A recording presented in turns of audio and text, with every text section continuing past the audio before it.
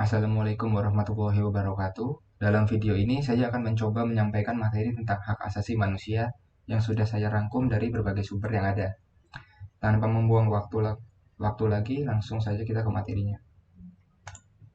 Ada banyak pengertian tentang HAM menurut para ahli. Yang pertama ada pengertian HAM menurut John Locke. Ia mengatakan bahwa HAM adalah hak yang langsung diberikan Tuhan kepada manusia sebagai hak yang dikodrati. Oleh sebab itu, tidak ada kekuatan di dunia ini yang bisa mencabutnya karena HAM memiliki sifat mendasar dan suci. Menurut John Matheson, HAM adalah hak-hak yang melekat pada manusia, yaitu hak atas hidup, hak kebebasan, dan hak milik, yang tanpa dengannya manusia mustahil dapat hidup sebagai manusia. Selanjutnya, menurut Miriam Budiarjo. Miriam Budiarjo mengatakan bahwa HAM adalah hak yang dimiliki setiap orang sejak lahir di dunia. Hak itu sifatnya universal, karena hak dimiliki tanpa adanya perbedaan, baik ras, gender, budaya, suku, dan agama. Sedangkan menurut Profesor Kuncoro Purbo Pranoto, HAM adalah suatu hak yang bersifat mendasar. Hak yang dimiliki manusia sesuai dengan kodratnya yang pada dasarnya tidak bisa dipisahkan sehingga bersifat suci. Di Indonesia sendiri, HAM diatur dalam sejumlah peraturan, mulai dari Undang-Undang 1945, Pasal 27 ayat 1, Pasal 28, Pasal 29 ayat 2, Pasal 30 ayat 1, serta Pasal 31 ayat 1.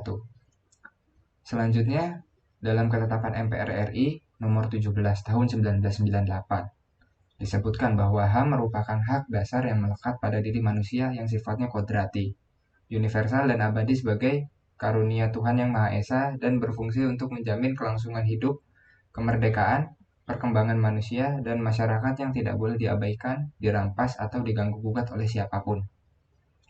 Dan yang terakhir dalam Undang-Undang Nomor 39 Tahun 1999 ditegaskan, HAM adalah seperangkat hak yang melekat pada hakikat dan keberadaan manusia sebagai makhluk Tuhan Yang Maha Esa, dan merupakan anugerahnya yang wajib dihormati, dijunjung tinggi, dan dilindungi oleh negara, hukum, pemerintah, dan setiap orang demi kehormatan serta perlindungan harkat dan martabat manusia.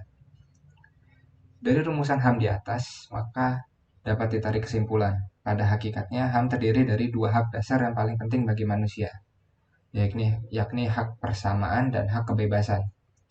Dari kedua hak dasar ini lahir hak-hak lainnya. Dengan kata lain, tanpa kedua hak dasar ini, maka hak asasi manusia lainnya sulit untuk ditegakkan.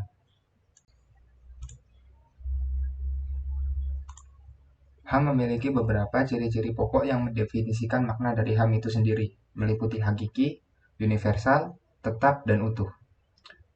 HAM bersifat hakiki, artinya hak asasi manusia merupakan hak yang telah dimiliki manusia sejak lahir, bahkan ketika masih dalam kandungan. Hal ini bisa diartikan bahwa HAM merupakan kodrat yang telah diberikan Tuhan untuk manusia. Bagaimanapun, HAM ada di sepanjang kehidupan manusia. Apabila HAM dihapuskan, maka harus meniadakan manusia itu sendiri. Ciri-ciri HAM selanjutnya adalah universal. Artinya keberadaan HAM berlaku secara menyeluruh bagi setiap manusia di suatu negara tanpa terkecuali, yang tidak terbatas oleh tempat, ruang, dan waktu. Oleh sebab itu, dimanapun manusia itu berada, HAM harus dihormati dan dijunjung tinggi. Selain itu, universal juga bermakna menjunjung tinggi setiap hak manusia tanpa memandang kedudukan, agama, ras, usia, suku, dan lain sebagainya. Yang artinya, manusia berhak hidup dan memiliki hak yang sama dengan sesama manusia lainnya. Selanjutnya, HAM bersifat tetap, bermakna bahwa HAM akan terus ada dan melekat dalam diri seseorang manusia. Sebagaimana makna HAM merupakan anugerah Tuhan kepada manusia, dan keberadaan HAM tidak dapat dihilangkan atau diambil secara sepihak, karena hak asasi manusia akan terus ada dalam diri manusia. Keberadaan HAM juga merupakan pembeda manusia dengan makhluk hidup lain. Ciri-ciri yang terakhir adalah HAM itu bersifat utuh. Hal ini bermakna bahwa hak asasi manusia tidak dapat dipisahkan atau dikelompokkan hanya untuk golongan tertentu. Semua orang memiliki hak yang utuh, seperti hak hidup, hak sipil, hak pendidikan, hak politik, dan hak-hak lainnya. Lazimnya, hak asasi dibagi dalam dua jenis, yakni hak asasi individual dan hak asasi sosial. Hak asasi individual adalah hak yang melekat pada pribadi manusia dan berhubungan dengan kehidupan setiap orang yang tidak dapat dirampas atau diganggu-gugat oleh siapapun. Contohnya adalah hak untuk hidup, berperilaku, tumbuh dan berkembang. Hak kebebasan di dalam mengemukakan atau menyampaikan suatu pendapat, hak kebebasan di dalam memilih atau menentukan suatu organisasi dan juga aktif dalam organisasi tersebut. Hak kebebasan di dalam menjalankan suatu kepercayaan dan juga memeluk suatu agama. Hak kebebasan di dalam berpergian, berkunjung, dan berpindah-pindah tempat. Selanjutnya ada hak asasi sosial, yang merupakan hak yang melekat pada pribadi manusia sebagai makhluk sosial yang meliputi 1. Hak asasi ekonomi. Hak asasi menyangkut ekonomi berarti bahwa setiap manusia mempunyai hak untuk melakukan aktivitas ekonomi berupa membeli, menjual, mengadakan suatu perjanjian atau kontrak serta memanfaatkan sesuatu yang memiliki daya jual.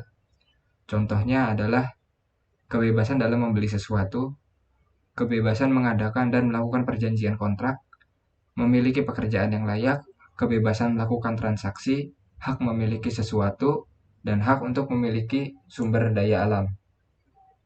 Selanjutnya ada hak asasi politik. Hak asasi politik terkait dengan kehidupan berpolitik seseorang, persamaan derajat sebagai warga negara, dan hak untuk ikut serta dalam pemerintahan.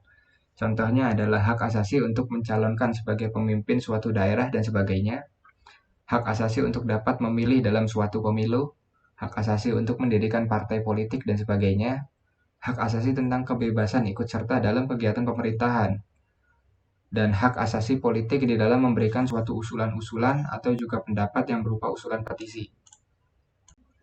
Nomor 3 ada hak asasi sosial dan budaya.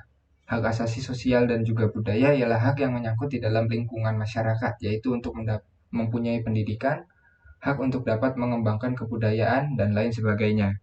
Contohnya adalah hak untuk dapat menentukan pendidikan, hak untuk dapat mengembangkan bakat dan juga minat, hak untuk dapat mengembangkan hobi, dan hak untuk dapat berkreasi. Selanjutnya ada hak asasi hukum, yaitu hak asasi mendapat penganyuman dan pemberlakuan yang sama bagi setiap orang dalam keadilan dan hukum pemerintah tanpa memandang gender, suku, ras, dan agama. Karena di mata hukum, setiap orang mempunyai kedudukan yang sama. Contohnya adalah hak dalam mendapatkan suatu layanan dan juga perlindungan hukum, hak dalam mendapatkan dan juga memiliki pembelaan hukum dalam suatu peradilan, hak yang sama dalam proses hukum, dan hak dalam perlakuan yang adil atau juga sama dalam hukum. Dan yang terakhir adalah hak asasi peradilan. Hak asasi peradilan ialah hak tiap individu untuk mendapatkan suatu perlakuan dalam tata cara peradilan dan juga perlindungan hukum serta pembelaan hukum di pengadilan yang adil dan wajar sesuai dengan Undang-Undang Dasar. Contohnya adalah hak mendapat suatu perlakuan yang adil di dalam hukum, hak mendapatkan pembelaan di dalam hukum, dan hak untuk mendapat hal yang sama dalam berlangsungnya suatu proses hukum, baik itu mengenai penyelidikan, penggeledahan, penangkapan, serta juga penahanan.